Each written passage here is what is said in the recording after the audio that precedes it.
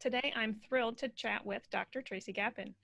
Tracy Gapin is a board-certified urologist, world-renowned men's health and performance expert, professional speaker, and author.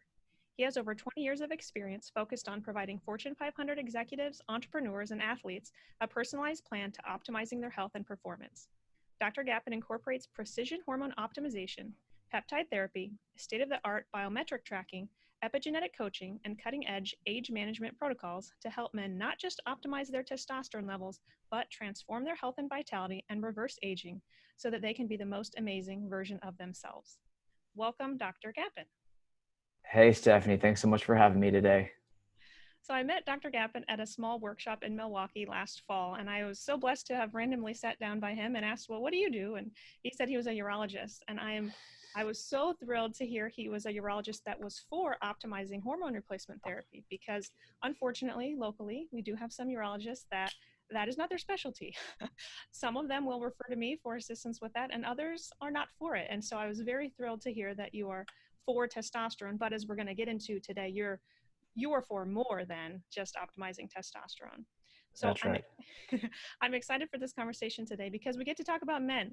Now, I do see male clients in my clinic, but the large majority of my clients are female, and they're wanting to improve their health. So they may have fatigue, weight gain, poor sleep, anxiety, hot flashes, vaginal dryness, low libido. They come to see me to optimize their health, and then in time they bring their husband because now they need Yes. to be on the same page, well balanced with their husband. And I do think optimizing hormones is a wonderful way, a quick way to get my patients feeling better. But there's more to the story than just receiving testosterone replacement therapy. And that's what I love about your book. So Dr. Tracy Gapin's book is The Male 2.0, Cracking the Code to Limitless Health and Vitality. So as I mentioned, Dr. Gapin is for hormones, but he works with clients to boost them naturally. And we're going to talk about some strategies for that today. In chapter 6 of my book, Your Longevity Blueprint, is where I'm comparing the heating and the cooling system of the home to the endocrine system in the body. So hormone optimization is, again, one key to longevity, one key in my book. And so let's just dive into that today. So Dr. Gapin, let's open with your story. In your book, you call yourself a bit of a rebel. So what made you, as a urologist, interested in this approach, your approach, which we're going to get into today, and why are you a rebel? Sure. So I am a medical doctor by training. I've been doing urology for 20 years now. And as we go through medical education, through college, through medical school, through residency, we're taught simply the disease model. And what I mean by that is we're treated how to diagnose a disease, how to troubleshoot someone, identify what their disease is, give them a label, and then treat that problem, treat those symptoms, stamp out that disease, and that's what our focus is. And so our entire energy focused direction is around simply treating disease. And once that's accomplished, see you later, see you next time. Well, personally, I had my own health issues maybe 5, 6, 7 years ago or so now, where I started gaining weight. I wasn't sleeping well. I was stressed out from work, and I wasn't eating well, and I had no time to train. And I was so focused on my career and my patients that I really lost sight of myself. And these health issues really became apparent when I went for my first physical ever and found that I was markedly overweight. My cholesterol numbers, my kidney function numbers were off. And it was a scary moment to suddenly be faced with my own mortality. And I realized that I need to start changing things. So I dove into my medical background and training and education and realized that there was really nothing there for that. And my primary care doctor simply told me, eat more vegetables, exercise more, and maybe take a statin. Those were his 3 recommendations. That was it. And so I left there puzzled, a little scared, overwhelmed. That was a real changing point in my life to realize that we as physicians, we're terrible at teaching our patients how to be proactive about optimizing and improving their health. We have been simply taught how to treat a disease. And that's where the shift happened for me personally and professionally. I started focusing on epigenetics and how our lifestyle and our environment and our behaviors affect the way our body functions.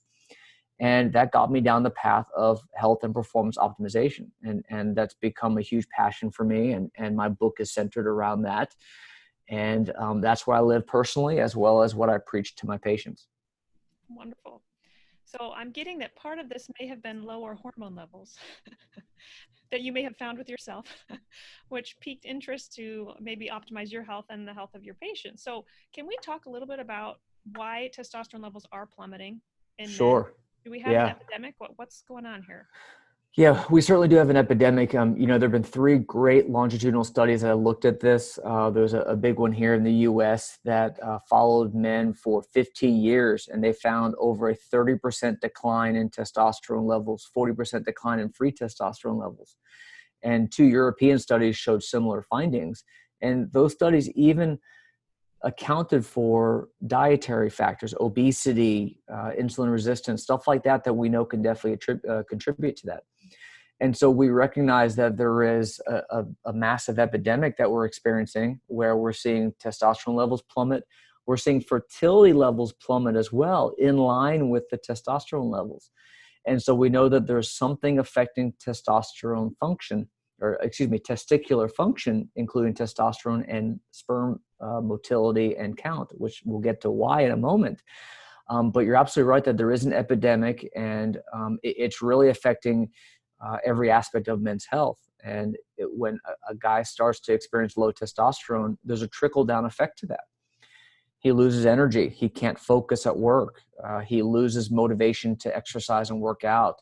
It affects his mood, and that's going to affect his choices of nutrition. It's going to affect his relationship with his spouse, and it goes on and on. And so I like to talk about going, quote, beyond testosterone, because while that is a major part of a man's health, that's just one piece of it. Sure, sure. So you already talked about why testosterone is so important, and I would add to that, testosterone is even important for bone density. I've seen men with osteoporosis, young men who have taken prednisone or steroids for various reasons, come to me because their doctor said, you need testosterone for your bone density because you're young, you have a lot of life to live, and your bones are shot, which is scary. Absolutely. Absolutely. Yeah. Bone density, muscle mass has to do with lipid metabolism and your ability to burn fat. And it has so many effects on your health. Helps preserve our memory as well as we age. We want to live long, but we want to keep our memory, right? That's right. Keep the blood flow to the brain. So women commonly come to see me, I think, more urgently. I think women are more in tune to their health. And I would echo what you've said about men and testosterone levels declining with women. We're seeing progesterone levels go down in women. We're seeing this in both sexes for sure. But I find that women are more eager to more quickly seek help, and that men sometimes neglect themselves. And as you state in your book, they're failing themselves and their families because they're not seeking the care they need to optimize their health. So that's kind of the preface of your book too. Again, your book is called Male 2.0, Cracking the Code to Limitless Health and Vitality. And I got a sneak peek of this, which I was very thankful for, because it's not quite out, coming soon. And I'll have to tell you, as I was reading it, my husband was getting quite annoyed with me because every chapter I would be in the bedroom and he was sitting out watching TV with the dog or the baby. And I'd say, oh, you got to read this. You got to read this book. There are so many good tips in there, one of which is to not use plastic K-cups for coffee, which he uses every day. And so I want to get into why those are working against male testosterone levels. But sure.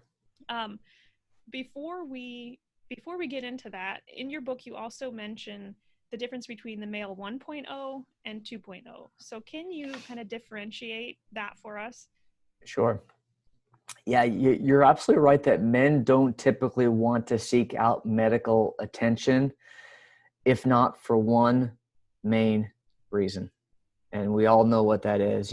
Men will do almost anything to regain healthy and normal vitality and sexual function. And that's what unfortunately is the main provocative issue in their life that will bring them in to undergo testing and ask about testosterone.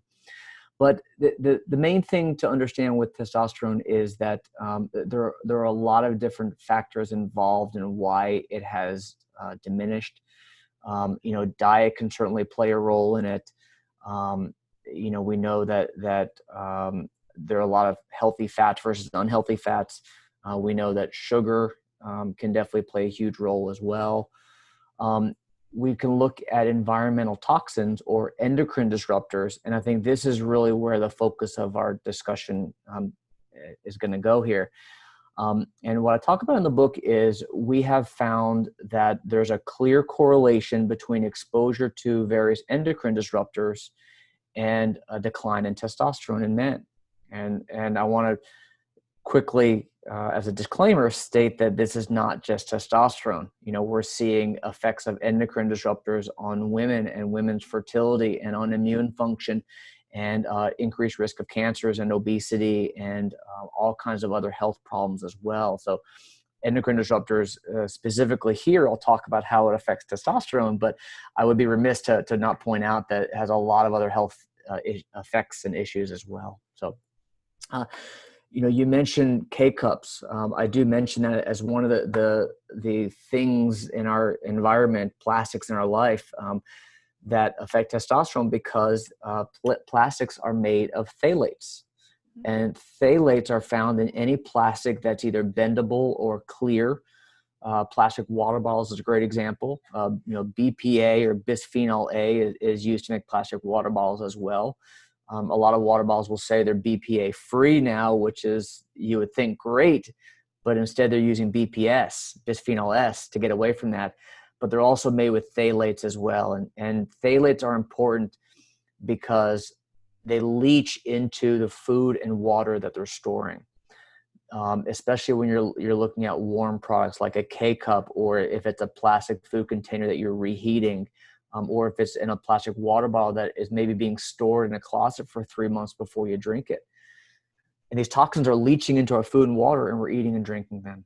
And that's scary to me also as a relatively new mother, that these plastics are also in teethers and bottles and various toys and shower curtains. I mean, these soft plastics they're essentially everywhere. Everywhere. Yeah. Any plastic that's bendable, plastic baby toys is the big one, plastic food containers, and then you can get into your personal care products as well. You know, things like laundry detergent and soap and shampoo and sunscreen. There are chemicals in all these products that you're absorbing either through your skin or if you're ingesting them. These toxins are crushing us. And correct me if I'm wrong, but personal care products don't have to mention on the label that they contain these phthalates. So sometimes the phthalate could be hidden in another word like fragrance, which is why we need to avoid all fragrances. Exactly, yes. Any scented products are going to have one of a number of different endocrine disruptors. And there's a great tool that you can use by the Environmental Working Group. This app on your phone will enable you to look up the ingredients of any product. And it's kind of scary to realize all these things that are chemicals that are in our either foods or personal care products that are loaded with chemicals. So I'll post a link to that website in the show notes. So the Environmental Working Group has a Skin Deep Cosmetics database that you can search for to rank or to see the ranking of your personal care products. That ranks the risk of cancer, the endocrine disruption, the allergenicity rate, and then the app is a healthy living app. So I'll post those links for sure. And what I tell my patients is, to my knowledge, it's voluntary for companies to participate in that database. So if they're not participating, then they may be actually hiding something. I was shocked too when I went through my husband's drawer in the bathroom to find the shaving cream that he had been using. He doesn't use that many products, but of the products he uses, they weren't ranking safe. They were ranking pretty high for endocrine disruption. And that means they can bind to our hormone receptors and cause bad things to happen. So even in women, endometriosis, infertility, PCOS, heavy cycles, and essentially in long-term risk for hormone-related cancers. So we need to be getting these chemicals out of our lives. Speaking of estrogen, in your book, I think you also mentioned that many women are peeing out their birth control. I mean, literally, our water systems aren't filtering out the estrogen that is ending up in it for so many women that are taking birth control. Exactly, yes. Synthetic estrogens like estradiol is a huge problem because it's such a tough molecule that will not get broken down easily, and it will not get filtered very well by our municipal water treatment plants. And studies have shown that a large portion of our water supply still has detectable levels of various chemicals, but especially estradiol. Yeah. And estradiol, it's a very sticky molecule. It sticks to an androgen receptor. And think of it like a light switch that won't turn off. So I get this question a lot. Men will say, well, I thought estrogen was healthy. Well, it is. And men need healthy levels of testosterone and estrogen, and estradiol levels are important for men's health and mood and sexual function and so on. But the chemicals in endocrine disruptors are specifically different because they are synthetic estradiol compounds that don't metabolize, don't break down, and tend to overstimulate the hormone receptor.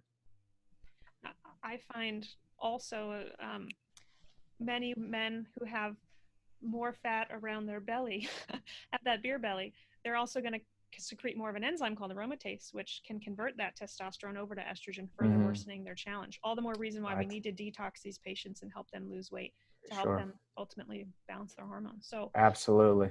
Let me go back to the male 1.0 versus male 2.0. Oh, we got distracted. Yes. That's all right. That's all right. Tell me the difference.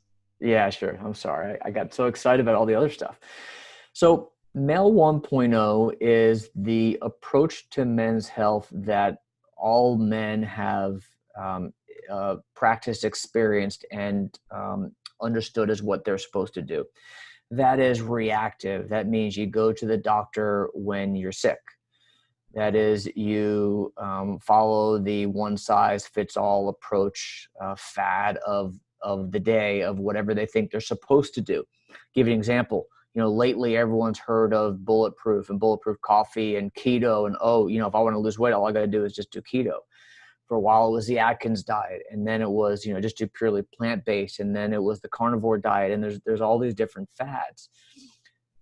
In reality, you need to take a proactive approach and take a personalized approach, meaning that everyone's going to respond differently.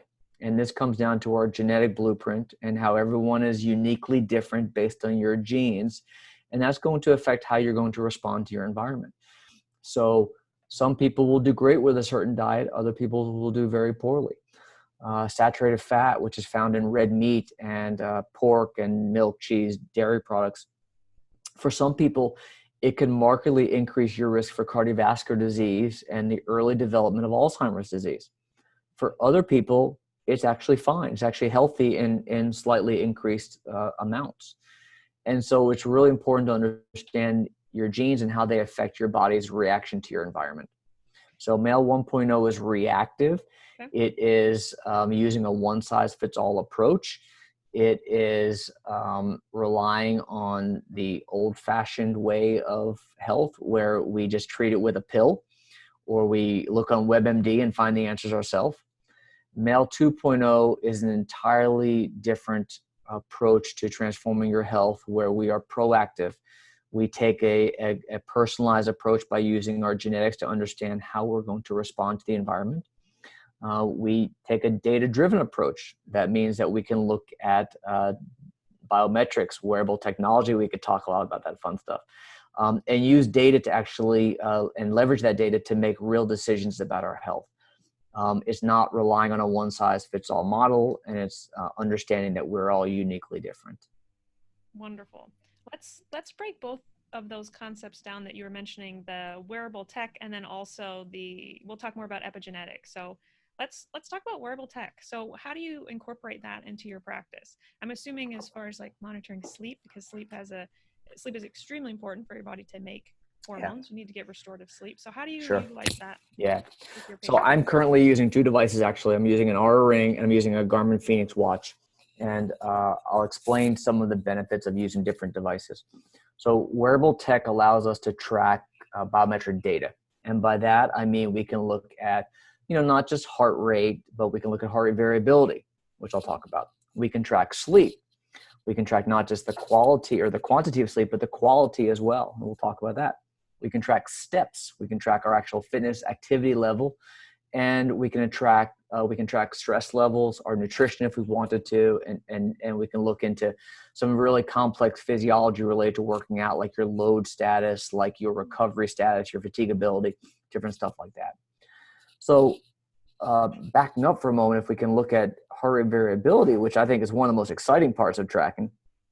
Heart rate variability is simply, I know you talked about this on your podcast previously, it's simply the variation in your heartbeat from one beat to the next. And this is a very critical physiologic marker because it is a direct window to your health. It shows your body's balance, if you will, between the parasympathetic and the sympathetic nervous system. Parasympathetic is rest and relax and digest and great metabolism and energy and recovery and good health. Sympathetic state is more of a stressed, anxious state, not recovered. You are in potentially a state of inflammation and more of an unhealthy state, if you will. And so heart rate variability, which you can track on a daily basis with these devices, enables me to identify my heart rate variability, which is a direct indication of my physiologic stress and health levels. And then I can leverage my lifestyle around that information. So with the Aura Ring, I had looked into that before, and I'm a little, not paranoid, that's the wrong word. I'm very cautious about EMFs, electromagnetic radiation, and someone did tell me that the Aura Ring is emitting a very small amount. Have you looked into that? Yeah, absolutely. Yeah, great question. I get this question a lot, and the EMF from the Aura Ring is negligible. It's Good. almost, I don't want to say it's zero, but it's near zero. That I'm completely comfortable recommending you wear an Aura Ring, especially when you sleep. The Garmin watch it does have a little more EMF, but it's still, in my opinion, negligible as well. Okay. But EMF at night is really a big point. So I'd be sure that your phone's not near your bed. Right. Most people tend to put their phone at their nightstand. And Maybe charge it plugged in. Yeah. charging is Yeah. plugged in. It's even got Wi-Fi and cellular signal going at it at the same time. You can actually have EMF coming from your outlets even if there's nothing plugged into them as well. And so some people are proponents of actually shutting off the circuit breaker to the power in your bedroom at night, Yeah. which would be the ultimate way of eliminating EMF exposure at bedtime. We're about to have, which I will do an episode on this, but I had a family member actually start a business where called EMF Pollution Solutions, where we actually, through a remote control, we tested all of the outlets. I mean, we essentially, rather than walk out to the garage and flip the whole, every single circuit breaker, you want to leave your fridge on. There's certain things you need to leave on at night. Sure. We've been able to assess which outlets need to go off, and then essentially the electrician will hook up this box and we'll flip a switch, and so we'll be able to cut the juice. Yeah. The dangerous outlets at night to really cut down. Yeah, that's great. That's great. I'm eager to get that hooked up. Yeah, for sure. So you talked a little bit about wearable tech, which is wonderful, and yeah, I think the sleep benefit is heavily underrated. I don't think men realize that lack of sleep can drop their testosterone levels so much. So how much sleep do you recommend?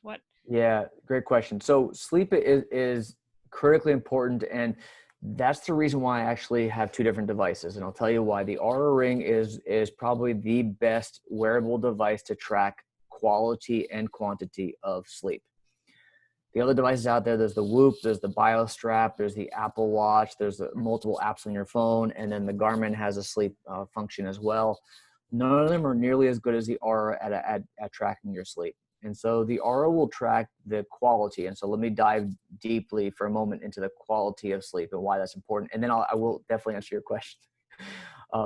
So our sleep has multiple stages. There are 2 stages of light sleep, stage 1 and 2. And then there are 2 stages of deep sleep, 3 and 4. And then there's REM, which is a rapid eye movement sleep, which is the very, very light sleep where you're barely asleep. And then we'll also have multiple stages of micro awakenings during the night as well. So as we sleep, we start at REM sleep. We go down through stage 1 and 2 of light sleep, down through 3 and 4, and then come back up again. And we do that cycle 3 to 4 times a night. So to answer your question, I don't have a specific focus for total sleep other than around 7.5 hours. Some based on your genetics, some people can do well with 7 hours. Some people need up to 8 to 8.5 hours, but around 7.5 hours of overall total sleep is great.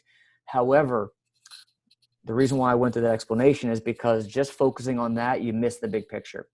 The key thing is you need to look at the REM sleep and you need to look at your deep sleep.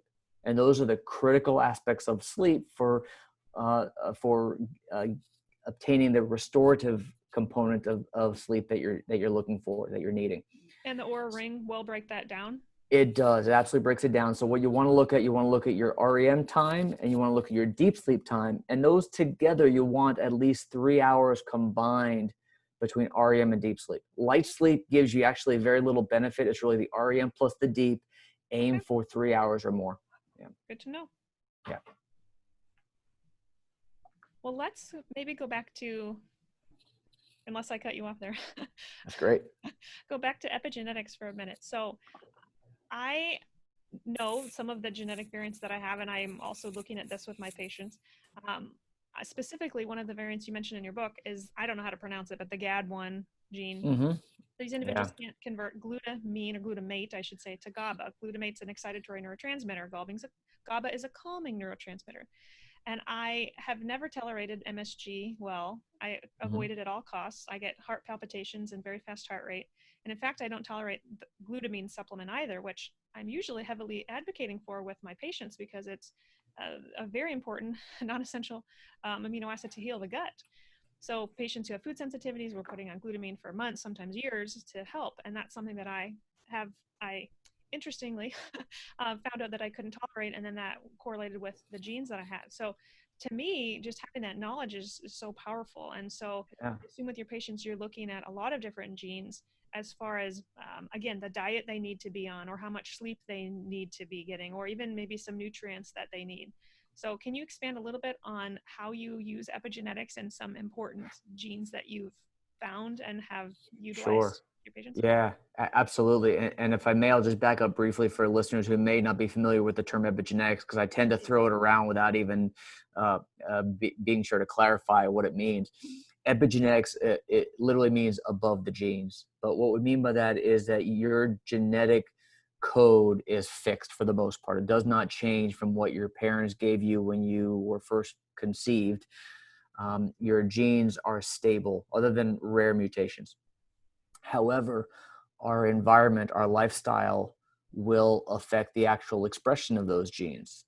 And so things like what you eat, things like um, toxins and chemicals in your environment, things like how you sleep, things like your trauma or social experiences when you're a child. All these different environmental factors can affect the way your genes actually function. And so everything that happens in your body, every physiologic process is based on gene expression. And so epigenetics is simply how everything in your life affects the external, affects the internal. So back to your question, I'm sorry it's a long-winded answer as always, That's because good. there's That's great. never a simple answer. Um, we have, in my practice, we have 6 areas of health that we look at in terms of genetics. We look at nutrition, we look at micronutrient supplementation, we look at sleep, we look at detox pathways, we look at fitness, and we look at hormone function.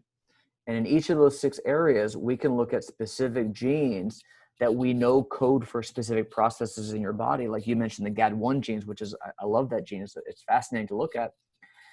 And we can understand how your behaviors, lifestyle, environment affect the expression of those genes and make specific changes that are unique to you. So I'll give you an example. There's the ApoA5 gene, which is the nut gene, the anti-nut gene. So we talk a lot about healthy fats versus unhealthy fats and what foods should I be eating. And the question will often come up, well, hey, can I eat nuts? Well, for some people, nuts are great, especially almonds and walnuts and macadamia nuts. They're wonderful. For other people, though, omega-6 polyunsaturated fatty acids are terrible for them, and they have what's called the anti-nut gene, where you specifically want to avoid nuts. And so wouldn't you like to know what your ApoA5 gene is, right?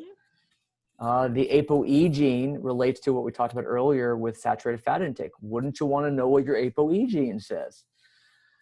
There are genes related to every aspect of those 6 areas of health. We can look at micronutrients of vitamin D and whether you're at risk for vitamin D deficiency, or whether your vitamin D receptor is going to function normally, or the things that we can do to upregulate that. We can look at your detox pathways, and certain people are at risk of poor glutathione function, which is critical for as antioxidant for free radical scavenging. And based on your genetics, we can know blind spots that we can address again, proactively, male 2.0, taking charge of your health, not waiting for disease, but actually being proactive, knowing based on your genetics what your propensities and predispositions are ahead of time. That's wonderful. And that gives power back to the patient, that there's something that they can do. Exactly. That's right. Yeah. I know we've jumped around with the different points here, but I want to go back to a particular liquid poison that you mentioned in your book that I am advocating women not consume, which essentially is dairy, or in your book you mentioned milk. But Yeah. this was so stunning. And you can correct me if I'm wrong here, but essentially you mentioned that drinking a glass of milk can drop testosterone levels by 50% because of just layers and layers of chemicals, the plastics lining the jug or the carton of milk, the hormones that have been injected into that cow that the milk came from, the mold toxins that are on the grains that the cow's consuming, the herbicides and pesticides, which are also on the grain. So when we drink that, well, I don't, but when some people drink a glass of milk, they're not thinking that that could be crushing their testosterone, that they're consuming layers and layers of endocrine disrupting toxins. I don't know if you want to elaborate on that, but to me that was just stunning. And for any men listening, I mean, think about think about the detrimental effects on your health before you have that glass of milk.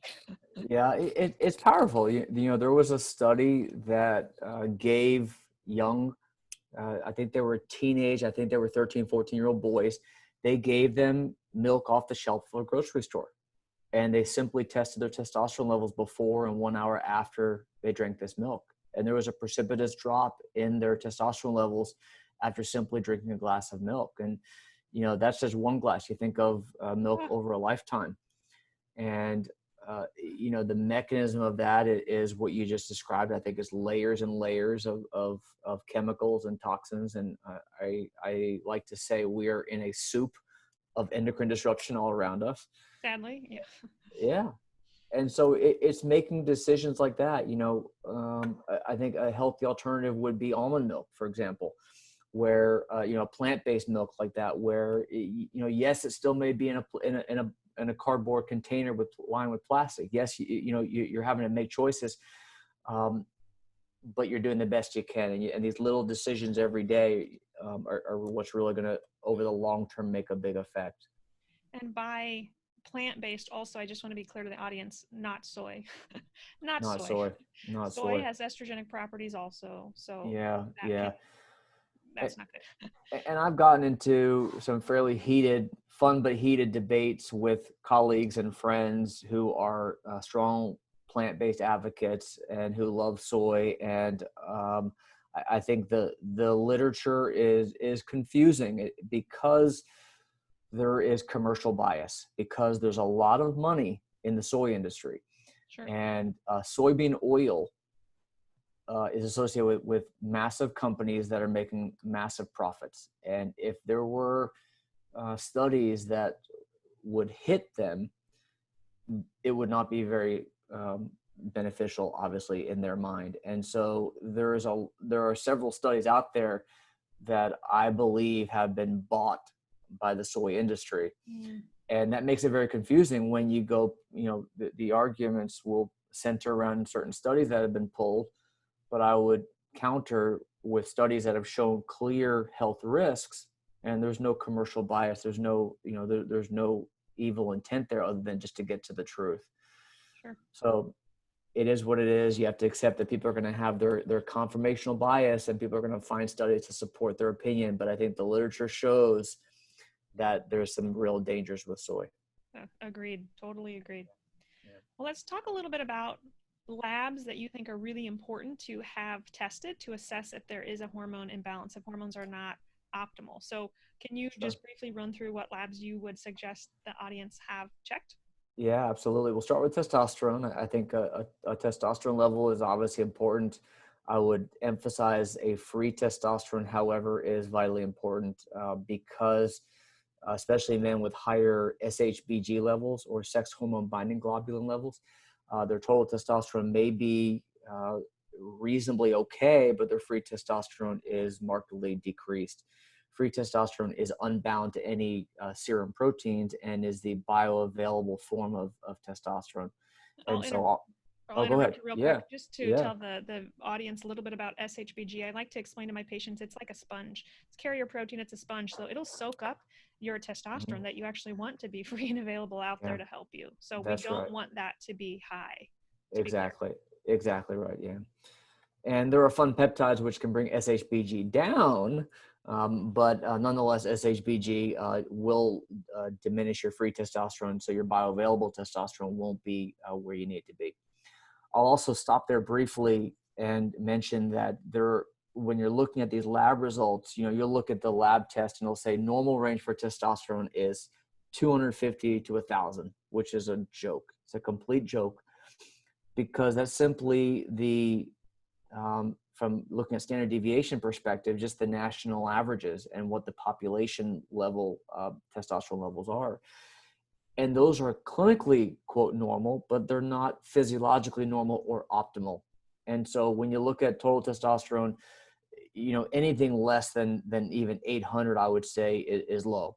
And I think you really need levels 800, 900, 1,000, if not even up to 1,200, 1,500 even, which there are several other hormone experts who will agree with me on this, that you really need levels well beyond what the, quote, normal lab range is. So, but again, free testosterone will be more important than the total. Looking at thyroid is another critical hormone. Most primary care doctors will simply check TSH and say, oh, your TSH is fine. TSH is fairly worthless because you need to look at your T3 and T4. So the thyroid makes both T3 and T4, mostly T4. T4 gets converted into T3, and T3 is the actual physiologically active form of thyroid hormone. And so we don't care what your TSH is if your T3 is low.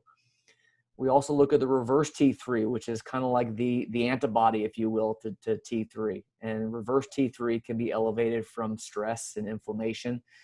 And reverse T3 can block the effects of T3. And so we want to look at your T4 levels. We want to look at your free T3 levels. We want to look at your reverse T3 levels that, again, go well beyond just TSH. I want to look at markers of inflammation. I want to look at things like homocysteine CRP, looking at cardiovascular risk. Most doctors will just check a simple lipid panel looking at HDL, LDL, total cholesterol, and triglycerides. You got to look at LP little a. You got to look at lipid particle size. You have to look at apolipoprotein B, which is probably one of the most important lipoproteins we have, and most doctors don't even know what it is. So apolipoprotein B is the lipoprotein carrier for the bad lipid particles, if you will. And so that's going to be a much more direct indicator of your cardiovascular risk than just looking at HDL, LDL. So those are just some of the key ones. We look at electrolytes, we look at, liver enzymes, we look at, other labs like that. For men, I think estradiol is valuable, although I don't get worried if it's elevated. I think the ratio of testosterone to estrogen is what's most important there. Agreed. So that's just a start. Wonderful, wonderful. I'm going to comment on a couple of things there for the women listening. If you have taken birth control before, that also will cause the SHBG to rise, which will drop your free testosterone, which is why some women have improvements in acne and higher androgen symptoms, but that's also why libido will tank when women are on birth control. So these comments apply to men and women that you don't want SHBG to be high. And I totally agree on all the thyroid labs. I think TSH stands for too slow to help. One of my mentors, Joe Collins, once told me that. And I think by the time TSH is high, patients have had low thyroid symptoms for a long time. So I think that's so important. And one thing that I try to drive home through my book is the importance of assessing comprehensive functional medicine labs and have them appropriately interpreted in the context that you were saying, right? We're not looking for just normal labs. We want our patients' labs to be in the optimal range for them to age well. Right. So that was great. Now, you recently did actually contract the coronavirus. So I would love to briefly, I'm sure we could talk for just an hour on that, your experience, but briefly tell me what that was like for you and kind of how your recovery was and what all you felt like contributed to maybe a more quick recovery for you? Some of the Absolutely. things you use, like peptides, we'll get into peptides a little bit. Yeah. Yeah, absolutely. So yeah, I got sick one Friday night. I suddenly developed flu-like symptoms with fever, shaking chills, body aches. And we had been traveling the week prior, which I think may have been how I contracted the virus. But I sent my family away. I quarantined myself alone. And over the next couple of days, the flu-like symptoms cleared up, but I was left with this dense fatigue, overwhelming fatigue like I've never had before, that persisted for about a month to Wow. 6 weeks of incredible fatigue. I practiced telemedicine in the meantime, isolated myself, and gradually improved. It was a long, long recovery process. In terms of what I did to recover, I would propose that my Mel 2.0 approach to health is what probably had a large um, um, was largely responsible for my quick recovery. I practice what I preach, and I get good sleep, and I focus on micronutrient supplementation and proper nutrition, and on detox support, and on optimizing hormones. And what I recommend to my clients about fitness and about every other aspect of lifestyle, I do myself, and I think that had a large component. What I also did, you bring up peptides, is I immediately started peptides that are specifically focused on boosting immune function. And I think those peptides are a big part of contribute to my recovery as well. Wonderful. So I love peptides. Peptides are amazing signaling molecules. They're simply chains of amino acids that can have various benefits, whether it's boosting muscle development, weight loss, in this case immune function, cognitive focus. You can use them for sexual function, libido, hair loss. It goes on and on. I love peptides, and they definitely have their place in proactive Mel 2.0 health. Wonderful. I would love to do another episode just on peptides because we could talk Yes. quite a bit on those.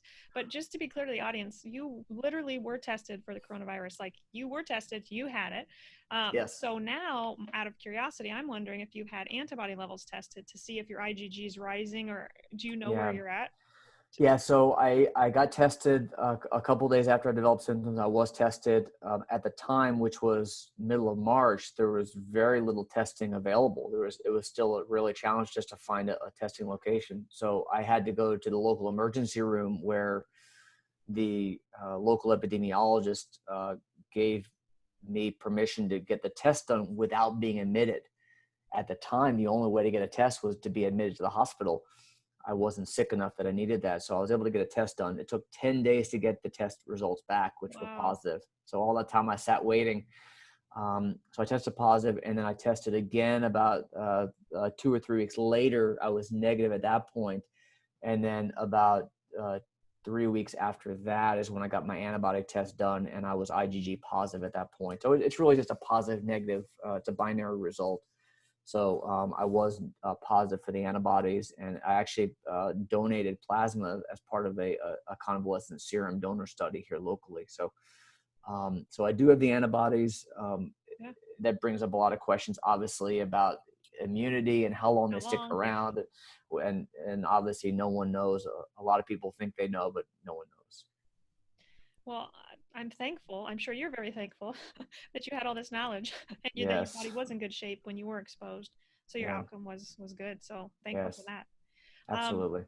leave us with your top longevity tip. I'm sure you have handfuls, but what would your absolute top longevity tip be for the audience? Absolutely. Number one, without question, is sleep. So good quality sleep affects everything. Sleep affects testosterone levels. It affects it directly. It also affects it through cortisol. And chronically elevated cortisol is the result you get from crappy sleep. So when you don't sleep well, it affects your hormone levels. It affects neurotransmitters. It affects adrenal function. It affects your appetite and your ability to avoid temptation and resist poor nutrition choices. It affects detox. It affects everything. And so what I would really emphasize for patients, men, women, anyone, one of the best things you can do is focus on good quality sleep and track it.